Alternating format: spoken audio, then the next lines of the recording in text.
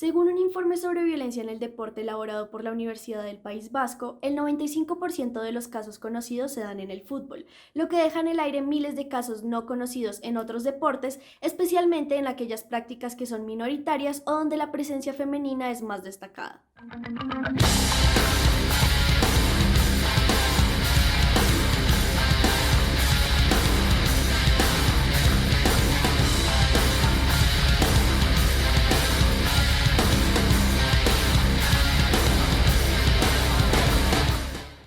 Resulta que el mismo informe revela que el 97% de las personas sancionadas por actos de violencia dentro y fuera de la escena deportiva son hombres. Y para Pedro García, sociólogo y ex rector de la Universidad Iberoamericana de Venezuela, los casos de violencia tienen una base desconocida desde el punto de vista de las interacciones sociales y el comportamiento de las masas, lo que causa, según él, que algunas conductas violentas sean más tolerables que otras. Con lo anterior llegan 6 tipos de violencia que para infortunio siguen presentes dentro y fuera del deporte. Con esta investigación queremos enfocarnos en las 3 primeras, lo que no quiere decir que las demás no sean igual de relevantes.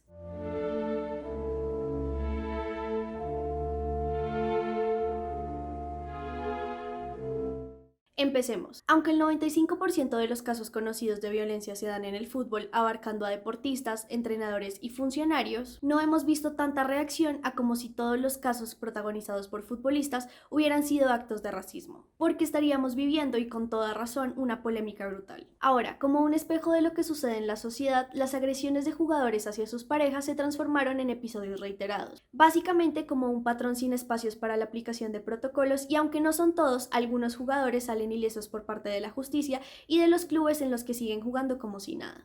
Por ejemplo, casos como el de Jonathan Cristaldo, Lucas Mancinelli, Lautaro Acosta, Rafael Santos Borré, Edwin Cardona, Frank Fabra, Wilmar Barrios, Luis González, Naitan Nández, Lucas Hernández, Ricardo Centurión, Renzo Sarabia, Agustín Rossi, David Villa, Cristian Pavón y Sebastián Villa son claros ejemplos de impunidad, y así hay cientos de casos que no solamente involucran a deportistas, sino también a técnicos y directivos que seguimos viendo y normalizando, como Jairo Castillo, Mark Overmans, Jorge Bolaño, El Bolillo Gómez, Carlos Santizo o Abraham Grant. Pero asimismo hemos presenciado casos donde ocurre todo lo contrario, y aunque han sido pocos, ojalá fueran todos los que se judicializaran, como Pablo Armero, Robinho, Alexis Zárate, Kenneth Ceremeta, también Zach Stacy, exjugador de la NFL, y el más reciente Mason Greenwood, quien ha sido apartado del Manchester United hasta nuevo aviso, mientras que la parte legal avanza en su caso.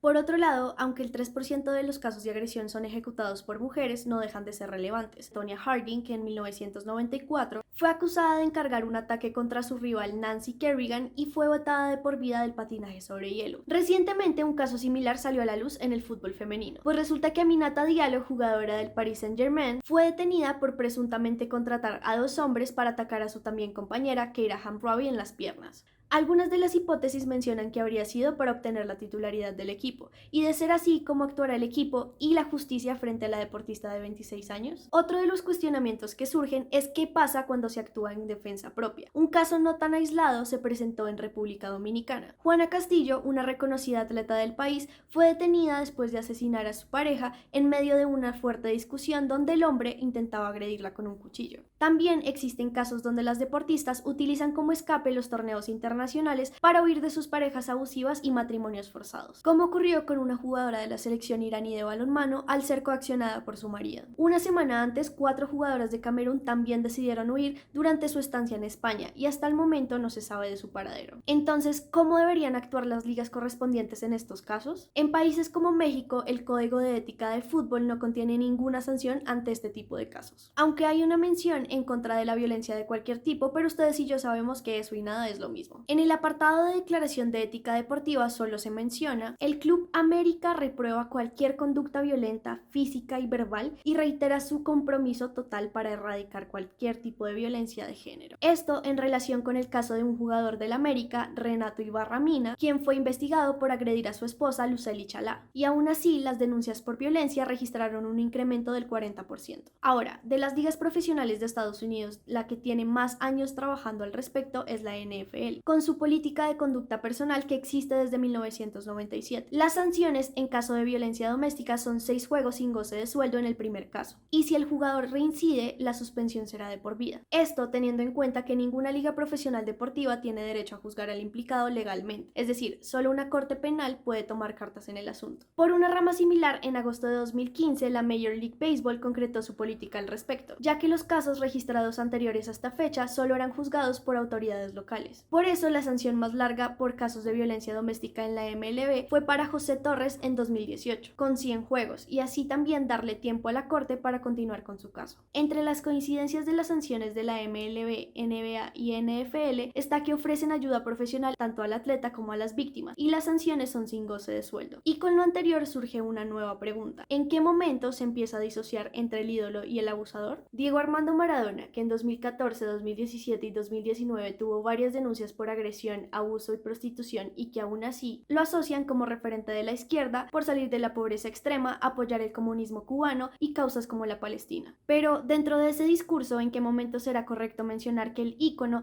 tenía una pulsión violenta hacia las mujeres? ¿Y desde qué punto puede considerarse solo un detalle anecdótico? Luego de su muerte, justamente el 25 de noviembre, el Día Internacional contra la Violencia de Género, el vicepresidente Pablo Iglesias subió la famosa oración a Maradona que parafrasea al Padre Nuestro.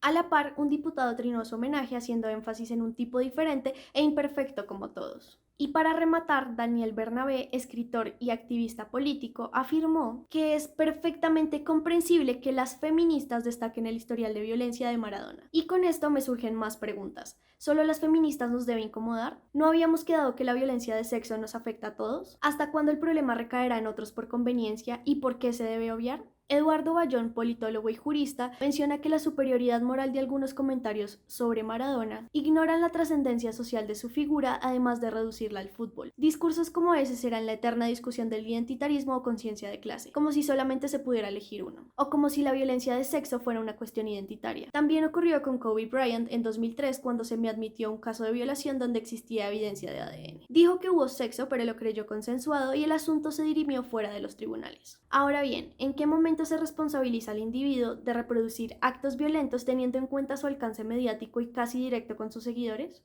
¿En qué momento se decide desvincular lo violento para continuarlos enalteciendo como íconos? Otra perspectiva de lo que para infortunio se obvia se evidencia en las recientes estadísticas de violencia doméstica, que aumentan durante el Mundial un 38% cuando selecciones como Inglaterra pierden y un 26% cuando ganan. En cuanto a la violencia de las hinchadas, es complejo entrar a actuar cuando existe un sistema y una ética futbolística que los avala e incluso los incita desde los mismos jugadores. Los insultos más comunes son homofóbicos y racistas. Perder es similar a ser mujer u homosexual y se asocia directamente a características negativas. Con lo anterior en mente, se han puesto en marcha proyectos que desean combatir la violencia, creando espacios seguros dentro de las barras, que eviten justificar la agresión con el argumento de que es el resultado directo de la pasión o el amor que se puede llegar a sentir por el deporte.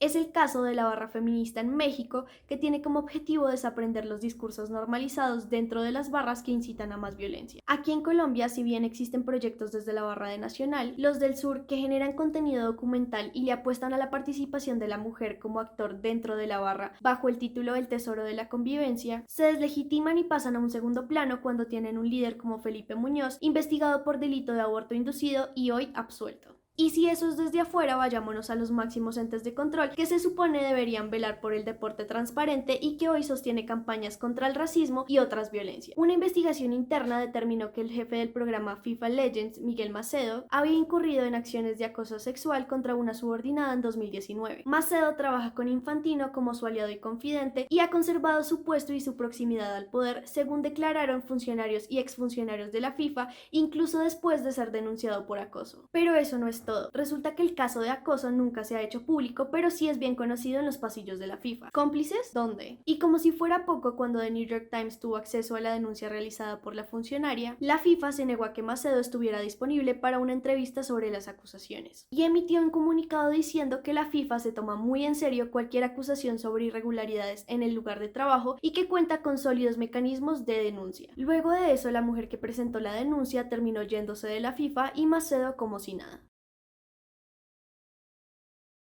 Y esto continúa. Paola Chitecat, una mexicana que llegó a Doha en febrero de 2020 a trabajar para el gobierno catarí en la organización de la Copa del Mundo Qatar 2022, fue víctima de violación y cuando acudió a las autoridades para presentar la denuncia, el caso la volvió culpable y fue acusada de sexo extramarital, un delito bajo la ley islámica Sharia, por lo que con 27 años le impusieron una condena de 7 años de prisión y 100 latigazos y como alternativa le dijeron que podía evitar esa pena si se casaba con su agresor.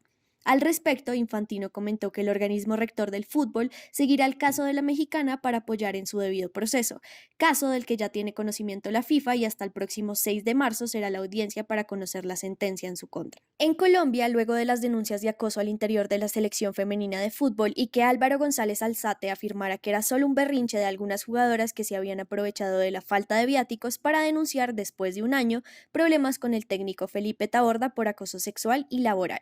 Curiosamente, no permitieron que quienes denunciaron estuvieran en la reunión donde la vicepresidenta Marta Lucía Ramírez estaría firmando un pacto contra el abuso junto a la Federación Colombiana de Fútbol.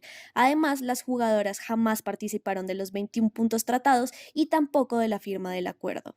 Si te gusta este tipo de contenido, no olvides suscribirte, seguirnos en redes sociales y cuéntanos en comentarios qué otro tipo de contenido te gustaría que tratáramos. Soy Emily Parra y esto es La Nueva Cantera, periodismo joven y alternativo.